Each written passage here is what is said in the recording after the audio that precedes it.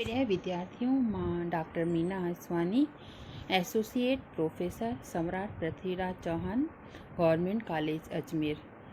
मां तव्हांखे कल्ह MA फाइनल सिंधीअ जे सिलेबस जे बारे में ॼाण ॾिनी ऐं उन जे बारे में मां तव्हांखे ॿुधायो त 5, 6, 7, 8, 9 इहे जेके पेपर आहिनि इहे इन में रखियल आहिनि। ऐं इन में जेको आहे पंजे पेपर जी शुरूआति पाण करे रहियासीं, त उन में 4 किताब तव्हांखे मां ॿुधाए रखियल हुआ। सुर्ख गुलाब सुराहा ख्वाब, वारीअ भरियो पलांद, ऐं ॿियो जेको हो शीशे जा घर ऐं शहर बेवस।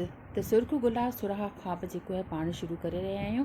त सुर्ख गुलाब सुराहा ख्वाब जेको आहे इहो प्रभु वफ़ा जो लिखियल किताबु आहे। हिन में हिन प्रभु वफ़ा पंजगड़नि जे बारे में ॼाण ॾिनी आहे। त प्रभु वफ़ा पंजगड़नि जे बारे में ॼाण खां अवल पाण खे इहो ॼाणणु खपे त प्रभु वफ़ा जी शख़्सियत जे बारे में, त प्रभु वफ़ा कहिड़े क़िस्म जो शाइर आहे उन जे बारे में अॼु पाण ॼाण हासिलु कंदासीं। त मां तव्हांखे ॿुधायां थी त प्रभु वफ़ा जेको आहे हिकु पसंदि पियल बर्ख शाइर आहे। बर्ख माना तमामु मशहूरु शाइर आहे। संजीदो, फ़हमीदो, बुर्जुस्तो, मिठो ऐं मुयसरु माना ॿियनि ते असरु छॾींदड़ आहे। ॿोलीअ में सरलता ऐं रवानी, इबारत में पुख़्तगी ऐं ख़्यालनि में बुलंदी। शहर जी हर सिन्फ़ ते हिन कामयाबीअ सां कलम हलायो अथसि।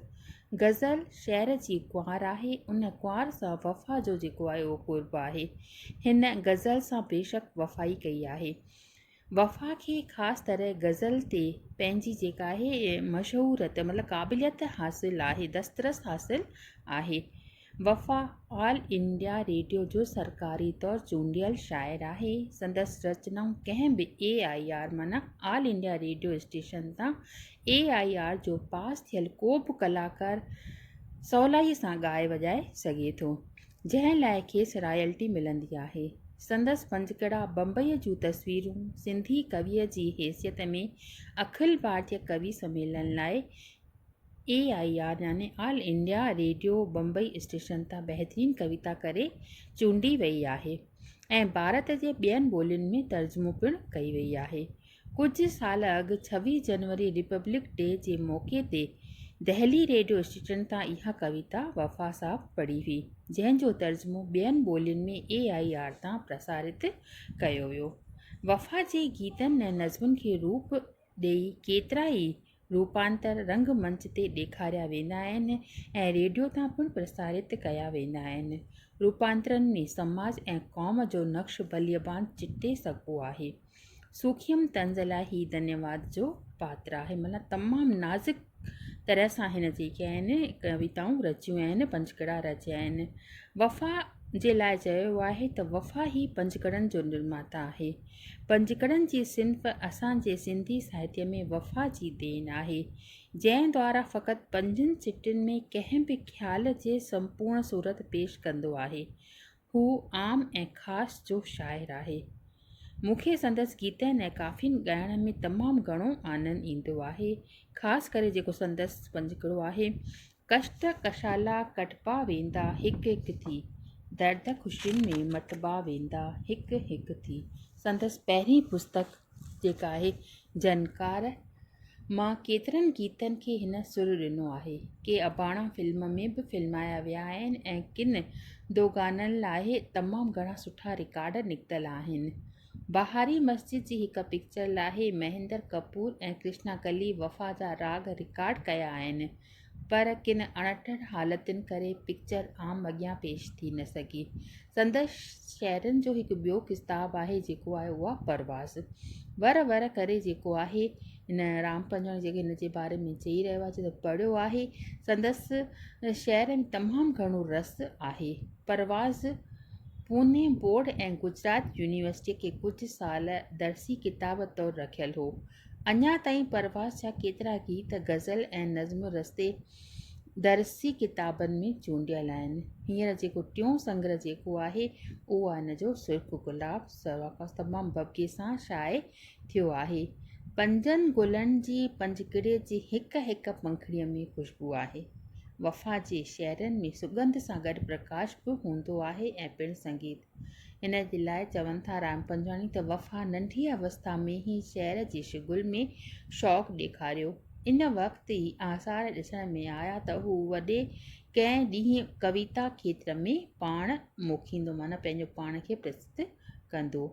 इहो संकल्प साकार थियो आहे। हिन जे अंदर में तमामु ख़ुशी आहे ऐं असांजो बि उन में हिसो आहे। इन करे इन जे लाइ चवनि था राम पंजवाणी साहब त वफ़ा जिए ऐं लिखे ऐं असीं पढ़ूं ऐं ख़ुशि थियूं। मतिलबु जॾहिं हिन लिखियो तॾहिं उन जे बारे में चयो इहे तमामु सुठी आवर्जा ते रचनि ऐं असां उन्हनि जूं कविताऊं पढ़ियूं ऐं उन्हनि खे जेको आहे तमामु घणो अंदर ताईं उन्हनि जे कविताउनि खे अंदर ताईं पेई करे उनखे महसूसु कयूं त हिन अहिड़ो कहिड़ो न सुठो सार ॾिनो आहे पंहिंजिन कविताउनि में। ॿियो जेको आहे हरी दिलगीर हिन जे लाइ चए थो त वफ़ा जे पंजकड़नि में झरननि जी जर्जर, सितारनि जी सूंह ऐं गुलनि जी ख़ुशबू आहे। मुंहिंजे मंझंदि शराब जो खुमार आहे, पढ़ण सां ई मन सूंह ऐं संगीत जे मस्तु लहरुनि में लड़ी थो वञे। वफ़ा जे तर्ज़ ते पंजकड़ा ॿियनि बि लिखिया आहिनि, पर वफ़ा जा पंजकड़ा पंहिंजो मटि पाण आहिनि। इन ते क्वेश्चन ठही करे बि ईंदो अथव त वफ़ा जेको आहे पंजकड़ा लिखिया आहिनि, पर वफ़ा जे तर्ज़ ते ॿियनि बि लिखिया आहिनि, पर वफ़ा जा पंजकड़ा तमामु ऊचे मयार जा आहिनि, ऊची वैल्यू जा आहिनि। इहो लिखियो इन जे लाइ हरी दिलगीर। अर्जन शाद वफ़ा जे लाइ छा थो चवे त प्रभु वफ़ा जे ईजाद कयल पंजकिड़े जी सिंफ़ मुंहिंजो हमेशह ध्यानु पे छिकायो आहे।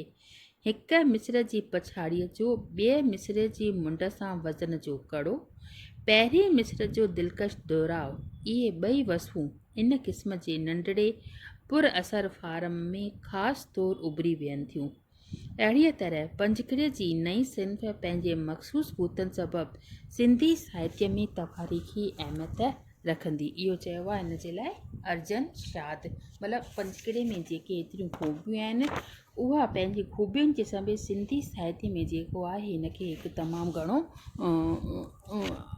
उहिदो मिलंदो, तमामु घणी मतिलबु ऊची मयार जी जेका आहे इहा सिंफ़ आहे, ख़ासि करे वफ़ा जे पंजकड़नि में। त इन जे लाइ जेको आहे अयास क़ादरी लिखियो आहे त ॿई किताब जेके आहिनि मां वफ़ा जा पढ़िया आहिनि। शाइरनि में क़दीम ऐं जदीद रंग जो सुहिणो मेल आहे। वज़न बहर जे ख़्याल ऐं उन जे नुक़्ता निगाह खां पुख़्तगी आहे, मतिलबु तमामु परिपूर्ण आहिनि। इहो अव्हां जहिड़नि अदब जे घणगुरनि जो कमु आहे। मतिलबु इन जे लाइ चवे थो अयास क़ादरी वफ़ा जे लाइ त तव्हां घुरनि अदब जे घणघर अदब खे चाहींदड़, घणघुर माना अदब खे प्यारु कंदड़, साहित्य सां प्यारु कंदड़ जो कमु आहे जो सिंधी अदब भारत में तरक़ी करे रहियो आहे। मतिलबु अहिड़ा शाइर जेके आहिनि सिंधीअ सां प्यारु कनि था, सिंधी साहित्य सां प्यारु कनि था, इन्हीअ करे जेको आहे इहो जेको सिंधी अदब, सिंधी ॿोली, सिंधी साहित्य जेका आहे वधी विझी रही आहे, जो सिंधी साहित्यकार एतिरे लगन सां प्रेम सां पंहिंजनि कविताउनि खे तमामु घणो अॻिते वधाए रहिया आहिनि ऐं सिंधी साहित्य जा घड़ा भरे रहिया आहिनि। त इहो थियो अॼु जो एतिरो टॉपिक त मतिलबु प्रभु वफ़ा जे लाइ ॿियनि जेके शाइर आहिनि छा छा चयो आहे। हिन सुरखुगड़ा सुराख़ ख़्वाब किताबु लिखियो आहे, उन में पंजकड़ा लिखिया आहिनि त कहिड़े मयार जा आहिनि, त इन्हीअ जे बारे में प्रोफेसर राम पंजवाणीअ, हरी दिलगीर, अयास क़ादरीअ तमामु सुठा पंहिंजा वीचार पेश कया आहिनि ऐं उन्हनि जे लाइ चयो आहे त इहो जेको आहे इहो सिंधी साहित्य प्रेमी आहे। अञा बि तमामु सुठा उन पंजकड़ा लिखिया आहिनि ऐं उन्हनि पंजकड़नि में तमामु घणी सुठी मयार जी कविता आहे। उहे पढ़ी करे ॼण असीं ज़िंदगीअ जी जेके आहिनि ग़मनि खे भुलिजी वञूं था, ज़िंदगीअ जो सार सम्झणु लॻूं था ऐं ज़िंदगी छा आहे इनखे असां सुठी तरह सां चिटे रूप में सम्झी सघूं था। त ज़िंदगी छा आहे, कीअं पैदा थी, इन जे बारे में कविअ पाण ख़ुदि ॿुधायो आहे। त इन जे बारे में पाण अॻिते वीचार सुभाणे ॼाणंदासीं। अॼु बसि